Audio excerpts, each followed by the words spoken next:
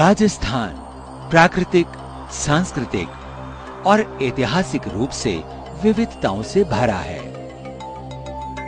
यहाँ के ऐतिहासिक किले प्रदेश के गौरवशाली इतिहास के साक्षी हैं, तो यहाँ के जनजीवन में बिखरी बहुरंगी कला और संस्कृति ने अपनी विशिष्ट पहचान बनाई है। इसी के साथ प्रदेश के समृद्ध हस्तशिल्प भी देशी विदेशी पर्यटकों के आकर्षण का केंद्र है। इस हस्तशिल्प को संवारने और बचाने के साथ साथ राष्ट्रीय और अंतर्राष्ट्रीय स्तर पर पहचान दिलाने में अहम भूमिका निभा रहा है रूडा।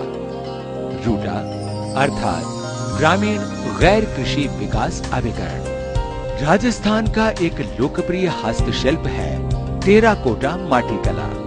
सीमावर्ती जैसलमेर जिले के पोखरण कस्बे में चिकनी मिट्टी से बने इस शिल्प के सामान को दूर से ही पहचाना जा सकता है।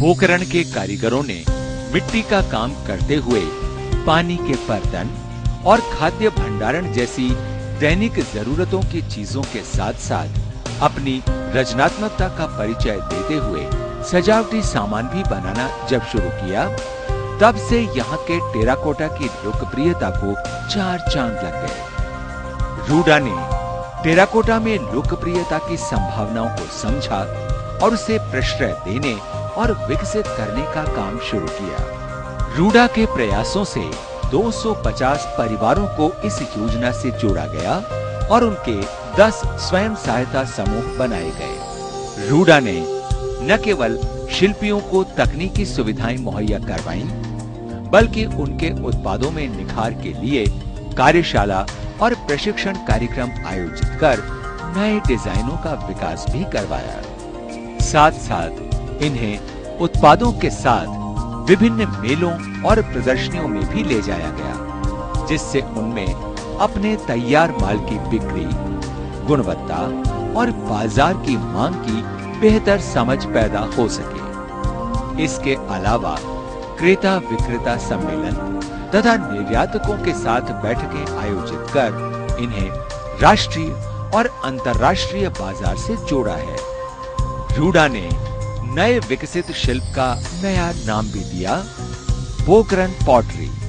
समय समय पर जो रूडा से हमें ट्रेनिंग मिलती है, उससे हमारे को फायदा हुआ है और हम उससे मिट्टी से अलग खिलौने बनाने सीखे हैं, कटिंग के, और समय समय पर ट्रेनिंग मिलती है ना, तो हमें बाजार में अच्छी कीमत भी मिलने लगी है।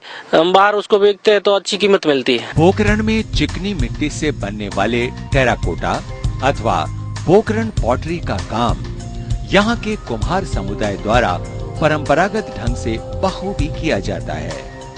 यहाँ शिल्पकारों के करीब 250 परिवार कुम्हारों की पोल मोहल्ले में रहते हैं। करीब 2 किलोमीटर में फैले इस मोहल्ले के हर घर आंगन में विभिन्न प्रकार के मिट्टी के शिल्प दिखाई देते हैं। पोखरण पॉटरी के निर्माण में काम आने वाली विशेष चिकनी मिट्टी है। मिट्टी को पहले तब तक छाना और गूंथा जाता है जब तक कि वो नरम होकर आकृति देने लायक न बन जाए। फिर उसे चाक पर रखकर सधे हुए हाथों से आकृति दी जाती है। आकृतियों को छाया में सुखाकर फिर उस पर शिल्पकारी की जाती है और जरूरी आकार देने के बाद भट्टी में तपाकर तैयार किया जाता है।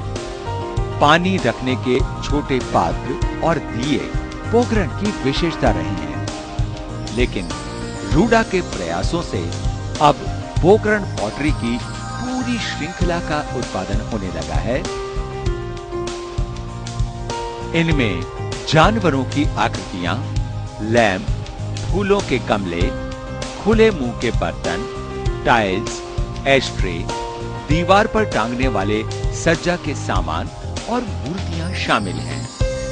पोखरण के कुम्हार अब अपनी साझी संस्था कुम्हार हस्तकला विकास समिति के रूप में न केवल विभिन्न मेलों में अपने उत्पाद को बेचने के लिए हिस्सा लेते हैं, बल्कि वहां से मिलने वाले बड़े बड़े ऑर्डर्स को आपस में मिलकर पूरा भी करते हैं। इसके लिए उन्होंने बाकायदा अपना कार्यालय और कॉमन फैसिलिटी सेंटर संयुक्त राष्ट्र विकास कार्यक्रम तथा खादी एवं ग्रामोद्योग आयोग के सहयोग से बनवाया है। समिति के 10 सहायता समूह CFC से सीधे जुड़े हैं। इस कॉमन फैसिलिटी सेंटर पर गैस आधारित भट्टी, विद्युत चालित चाक, वॉल मिल, मिट्टी पीसने की मशीनें तथा ग्लेज्ड तैयार करने की आधुनिक मशीनें उपलब्ध कराई गई हैं। इन मशीनों से उत्पादन बढ़ने के साथ ही गुणवत्ता में भी सुधार हुआ है। इससे पहले यहाँ के कुम्हार मिट्टी गूंथने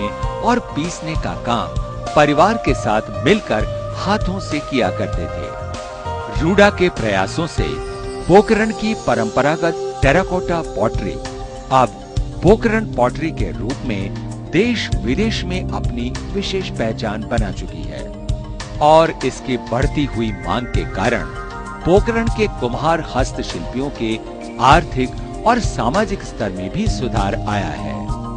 पोखरण पॉटरी की लोकप्रियता सतत प्रयासों की सफलता का एक उदाहरण है, जिस पर हर राजस्थान वासी को गर्व है। इसके विकास की असीम संभावनाएं हैं, जिसे पूरा करने के लिए रूडा सतत प्रयत्नशील है।